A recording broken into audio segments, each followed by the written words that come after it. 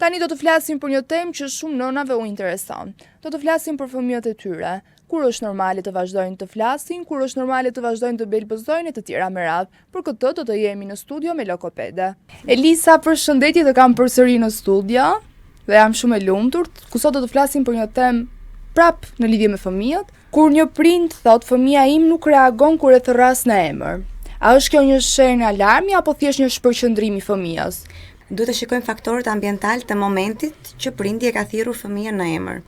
Duhet të shikojmë nëse në atë moment fëmia ka qenë duke luajtur një lojë të pëlqyer, nëse fëmia në atë moment ka qenë duke parë ekranet, gjë që është më se normale që e vendosin në botën e tij dhe normalisht që vonesa ndaj reagimit të emrit është shumë herë më e lartë krahasuar me një thirrje emri në një moment kur fëmia nuk është duke bërë asnjë lloj aktiviteti, sidomos kur nuk është duke parë ekranin. Në cilën moshë pritet që fëmia të fillojë të reagojë ndaj zërit, fytyrës dhe emrit të prindërit? Dhe çfarë duhet të shohin konkretisht? Atëherë, po të marrim etapat një nga një. Kemi 0-3 muajsh dhe 3-6 muajsh. 0-3 muajsh fëmia e vetmja gjë që bën janë vokalizimet minimaliste dhe fillon të bëj avash të qeshurën sociale. Tamam, kjo gjë arrihet në moshën 0 deri në 6 muajsh, ku fëmia fillon të reagojë ndaj emrit, fillon të bëjë të qeshurën sociale ndaj familjarëve, fillon të vokalizojë, të bëj gugatjet. Pra kjo tregon një zhvillim tipik të fëmijës, një zhvillim të mirë të themi. Nga 0 deri në 6 muaj, cilat janë shenjat që tregojnë se fëmia është në rregull, domethënë mund të nisë komunikimin? 0-6 muajsh fëmia përpara sa të fillojë të komunikojë me fjalë, duhet të fillojë të zhvillojë gjuhën e kuptuar. Pra 0-6 muajsh fëmia nuk ka ende fjalë dhe ende nuk mund të arrijmë të kuptojmë nëse do fillojmë shpejt me fjalë apo do fillojmë më vonë me fjalë. Ajo që mund të kuptojmë dhe të themi që zhvillimi gjuhësor i fëmijës deri në atë moshë është okay, mund t'i bazojmë vetëm gugatjeve dhe belbëzimeve, sepse 0-6 muajsh fëmia e vetmja gjë që bën janë gugatjet dhe fillimi i belbëzimeve që fillojnë 6 deri në 9 dhe 10 muajsh. Pra, në momentin që fëmia vokalizon, fillon të bëjë belbëzimet, fillon të bëjë të ndërveprojë ndaj mjedisit rrethues, të reagojë ndaj emrit, të qesh me prindit, pra të ketë qeshurën sociale në fytyrë, atëherë tregon që zhvillimi i fëmijës, zhvillimi jo vetëm gjuhësor, por sidomos ai kuptuar, sepse 0-6, 6-12 muajsh, 12 dhe deri në 15 muajsh më e rëndësishme sa fjalët është gjuha e kuptuar dhe më pas gjuha e folur. Elisa, nëse një fëmijë nga 4 deri në 6 muajsh nuk reagon, domethënë nuk e ka këtë buzëqeshjen sociale ashtu siç thua ti. Nuk reagon kur e thërrasim apo nuk luan, se luajnë fëmijët 4 deri në 6 muaj, besoj luajnë me lodër, ta kapin, ta shikojnë. Sa shqetësuese është kjo? Jo gjithmonë është shqetësuese. Pasi kemi fëmijë të cilët janë introvert. Dhe as nga një fëmijë në një fëmijë tjetër gjërat ndryshojnë. Por normalisht që një fëmijë në moshën 4 deri në 6 muajsh teorikisht duhet të krijojë të qeshurën sociale dhe duhet të fillojë me pjesën e vokalizimeve. Por nuk mund ta cilësojmë në asnjë moment që fëmia po paraqet një sinjal që diçka nuk shkon me zhvillimin e tij. Pra edhe pse ne e fusim si një proces që duhet të nisi 4-6 muaj që fëmia të ketë qeshurën sociale, nuk mund ta cilësojmë si një gjë apo si një faktor që e pengon zhvillimin gjuhësor më mbrapa apo zhvillimin në gjuhën e kuptuar më mbrapa. Nëse në muajin e 9 ose 9 muaj fëmia nuk belbëzon, nuk e shikon prindin me sy apo ta kërkoj me duar, a duhet të shqetësohemi dhe a duhet të kërkojmë ndihmë tek specialistët? Teorikisht është shumë herët. Në moshën 9 mujore normalisht është shumë herët. Por po të ndajmë teorinë nga praktika, këto janë disa sinjale të hershme, të cilat një pjesë e mirë e prindërve në gjuhën e përditshme që ne përdorim i bëjnë skip. Pra nuk e pranojnë dhe presin që do ta bëjnë pak më vonë. Një fëmijë në 9 muajsh reagon ndaj emrit, kërkon të ndërveprojë me ty, kërkon të bëj toke, kërkon të belbzoj, pra nëse ti e imiton pas fëmijës, ai e bën akoma dhe më tepër. Pra, po ta marrim nga ana praktike, ka diçka që nuk shkon, por po ta marrim nga ana teorike është shumë herët. Pra, tamam që të mund të themi që është për të shqetësuar është kur jemi 15, 18 dhe 24 muajsh. Pra i japim sërish kohë fëmijës që të ketë zhvillimin e tij tipik. Gjatë kësaj kohe, nëse se kemi prindër që na shkruajnë mesazhe. Fëmia im është 9 muajsh, është 10 muajsh, nuk ka të qeshurën sociale, nuk reagon edhe aq mirë dhe të manipulojë aq mirë me lodrat, çfarë të bëj është për të shqetësuar. Neve i themi që akoma jo, por ajo çfarë ata mund të bëjnë është ta nxisin, ta stimulojnë me sa më shumë lojra. Lojra në kuptimin jo me lojra të blera. Domethënë ne mund t'i blejmë fëmijës lodrën më të shtrenjtë, por sërish ai mund të marrë një pult, një kapse. Pra ajo çfarë dua të them është mënyra se si prindi ndërvepron me atë lojën. Dhe duhet të kemi parasysh gjatë gjithë kohës. Nëse duam që fëmia të stimulohet dhe të reagojë dhe të ketë atë stimulin që të ndërveprojë me neve, duhet të bëjmë dhe t'i ofrojmë një palaco cirku dhe jo një person serioz.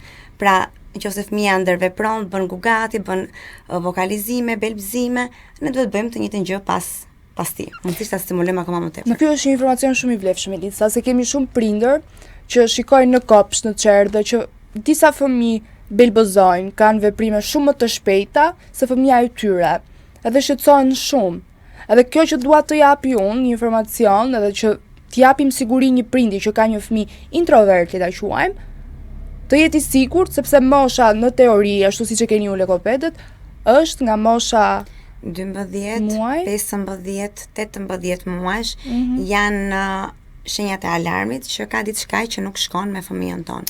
Ndërsa kur e kemi në moshën 9 mujore, thjesht duhet ta kemi në kujdes, në monitorim, për të parë nëse vërtet mund të ketë diçka që nuk shkon, apo thjesht është fëmia introvert, apo thjesht nuk e kemi stimuluar mjaftueshëm. Nëse një fëmijë 12 muajsh nuk e ka këtë toke, pacim, këto gjërat e vogla, çfarë sinjalizon kjo?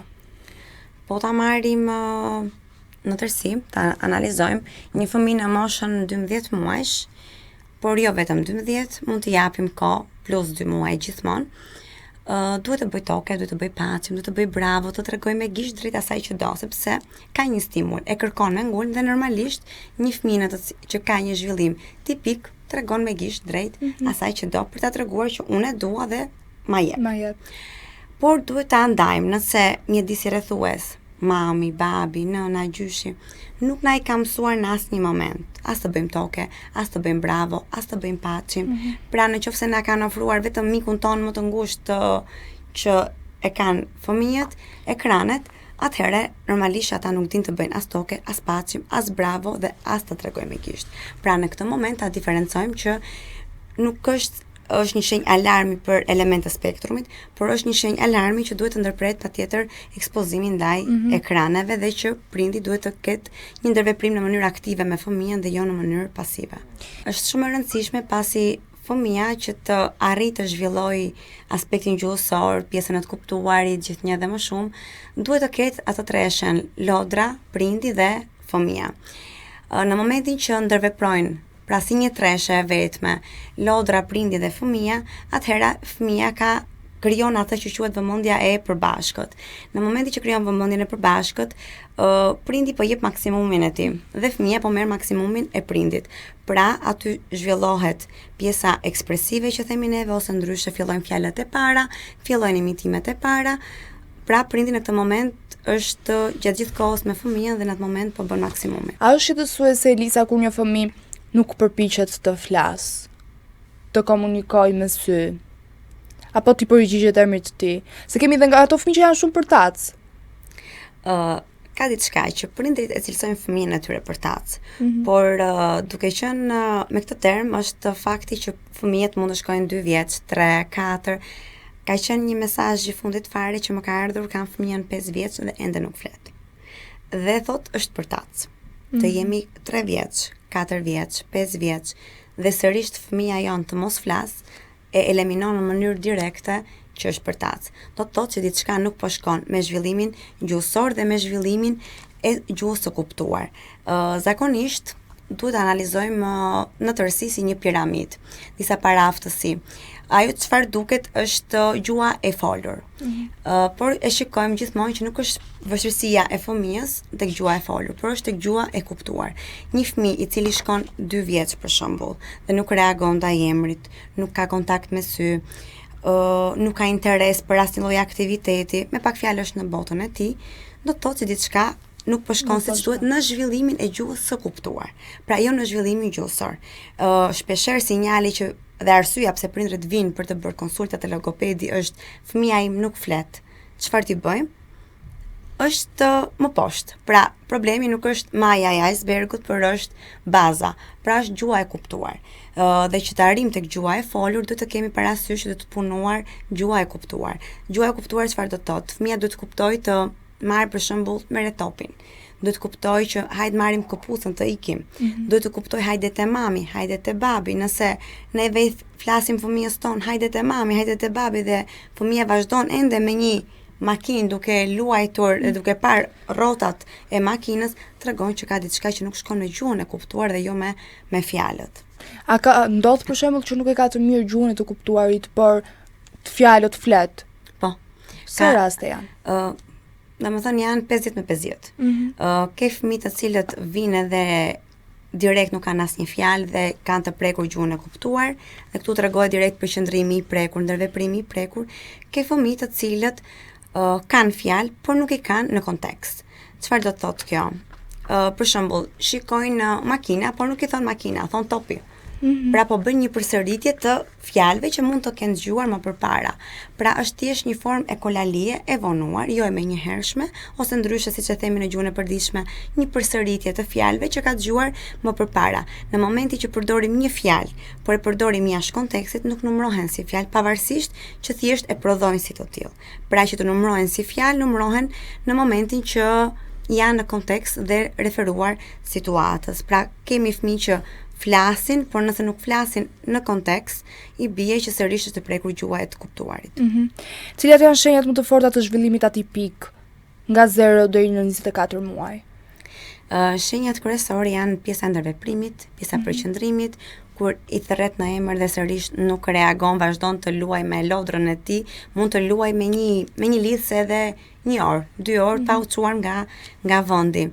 Një shenjë tjetër është kur nuk reagon ndaj emrit, kur bën lëvizje përsëritse, rrotullohet rreth vetes, bën flapping që thash janë rrahja krave si zok, tundja e kokës si shenjë mohimi, shikimi në mënyrë periferike, por edhe ajo çfarë është kryesorja fare është pjesa e të kuptuarit që duket që nuk merr as komandat dhe as udhëzimet më të thjeshta.